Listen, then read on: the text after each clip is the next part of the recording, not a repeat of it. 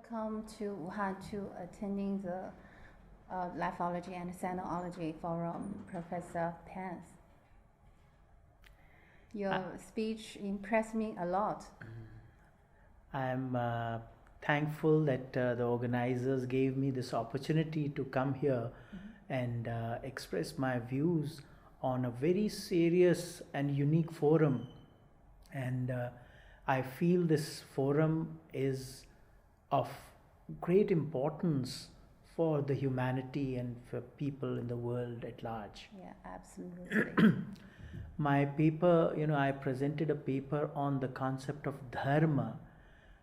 In Sanskrit or in Pali, the word dhamma, which is a multi-significant term, and this is the basis of all the things, the life as such.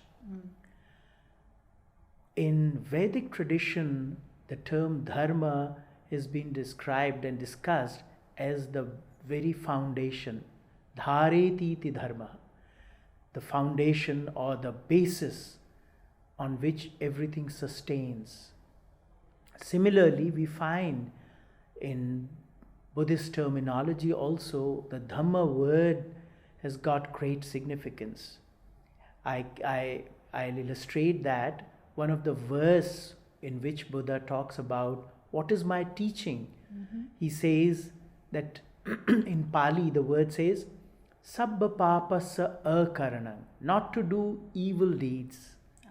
Kusalasa upasampada, to do good deeds. Sachitta pariyodapanam, to purify the mind.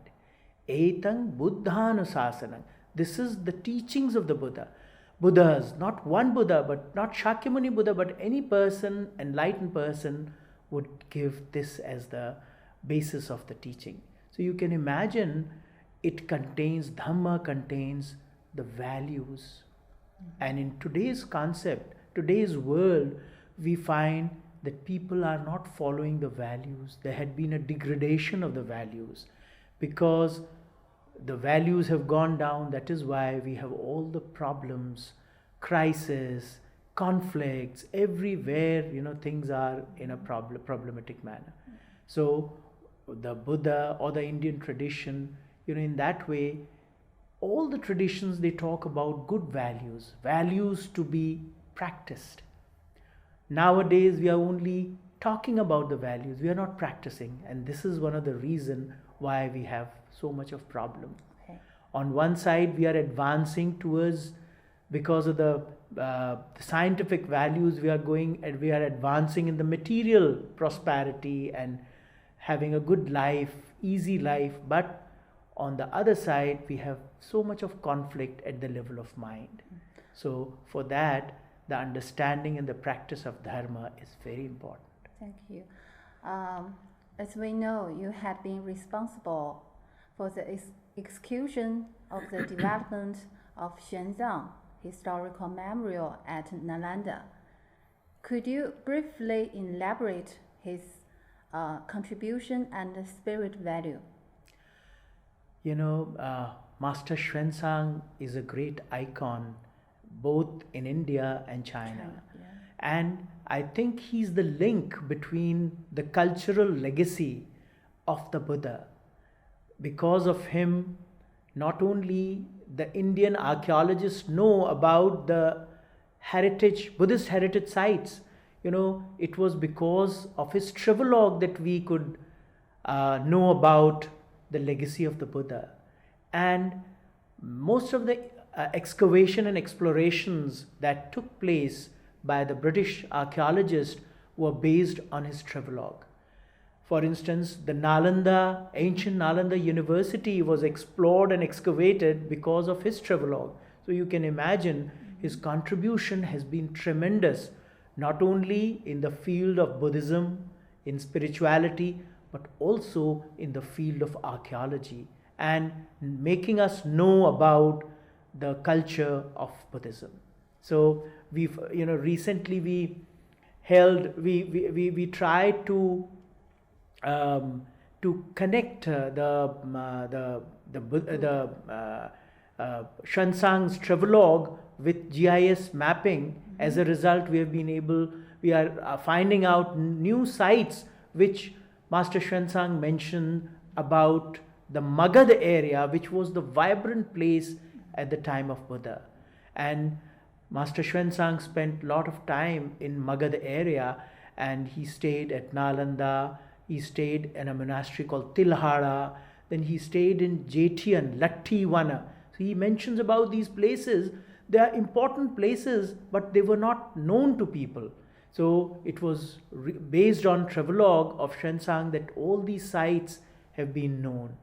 And we are also, thankful to Master Xuanzang that most of when he returned from Nalanda, when he came from India back to China, he carried wonderful manuscripts with him.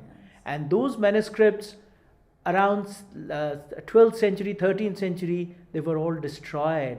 The history says that they were destroyed, but we find that they were protected and they were translated into Chinese. So we are really thankful that all those literature was very much preserved here in China, and that was because of Master Xuanzang. And that is why this memorial, we tried to work out this memorial at Nalanda following the legacy of Master Xuanzang. And the unique part of this memorial is that it has a synthesis of both the Indian art and the Chinese art. So, still some memorial which is so vibrant in the Asian country like in India. Yes. So, you served as the director of the Vispana Research Institute for 14 years, devoting to practice and experience. Could you briefly share with us your gains from this experience? You are very right. I am very fortunate that I had been able to practice both the theoretical knowledge as well as the practice of the teachings of the Buddha. And I was very much there serving as director of the Vipassana Research Institute since its coming up. And I was very much fortunate that I had a meditation master, Acharya Dr. Satyanarayan Goenka, who is the master Acharya for Vipassana and who revived the Vipassana tradition in India and world at large. And he learned this technique from his teacher, from Sayaji Uba Khen from Myanmar. And Sayaji Uba Khen was an accountant general of Burma. So you can imagine the practice, how the practice came down. And I am fortunate that I worked with Dr. Goenka, and the best part was that we were able to do a lot of research work on the basis of the Tripitaka, which is the canonical literature of Pali connected with the words of the Buddha. So based on the Tripitaka, we tried to find out about the practice, how it is revealed, and there had been a detailed work, projects which came up, which was worked by the Vipassana Research Institute. And I find myself very fortunate that I was part of all this.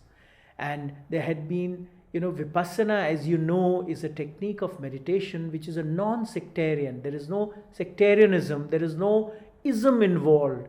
And this is a technique which can be practiced by all, by any human being, without any caste, creed or religion.